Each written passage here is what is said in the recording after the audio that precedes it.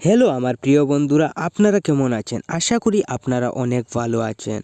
বন্ধুরা, আজ আমি আবারও একটি নতুন ভিডিও নিয়ে আসলাম আপনাদের কাছে। বন্ধুরা, আমরা কিন্তু এখন সবাই অ্যান্ড্রয়েড ফোন ইউজ করি, আর আমাদের ফোনে অনেক ধরনের অ্যাপস আছে যেগুলো আমরা পার্সোনাল বিষয়ে ইউজ করি। এর জন্য অ্যাপসগুলোকে লক করে রাখা আমাদের অবশ্যই দরকার।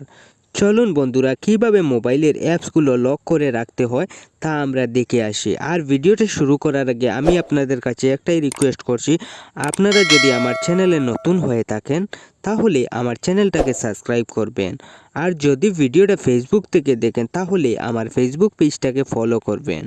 বন্ধুরা, মোবাইলের অ্যাপসগুলো লক করে রাখার জন্য প্রথমে আপনি আপনার মোবাইল স্ক্রিনে যান। মোবাইল স্ক্রিনে যাওয়ার পর আপনি আপনার মোবাইলের সেটিং এই অ্যাপসটাকে ওপেন করুন। তো ওপেন করার পর এরকম আসবে। আপনি একটু নিচের দিকে গিয়ে দেখবেন অ্যাপস বলে লেখা আছে। আপনি ওই অ্যাপস লেখাটির উপর ক্লিক করবেন। ক্লিক করার পর আপনার সামনে এরকম একটি পেজ আসবে। তো পেজটির একটু নিচে গিয়ে দেখুন অ্যাপস লক লেখা আছে। আপনি ওই লেখাটির উপর ক্লিক করবেন। বন্ধুরা, আমি এখানে আগে থেকেই লক করে রেখেছি, এর জন্য লক দেখাচ্ছে। আপনাদের মোবাইলে এরকম লক থাকবে না। আমার মোবাইলে আগে থেকে লক ছিল, এর জন্য আমি এবার লকটি করলাম। আপনারা যখন অ্যাপস লক লেখাটির উপর ক্লিক করবেন তখন আপনার মোবাইলের অ্যাপসগুলো আপনি দেখতে পারবেন।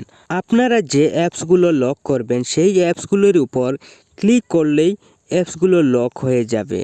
বন্ধুরা, আমি এখান থেকে ইনস্টাগ্রাম অ্যাপসটাকে লক করলাম।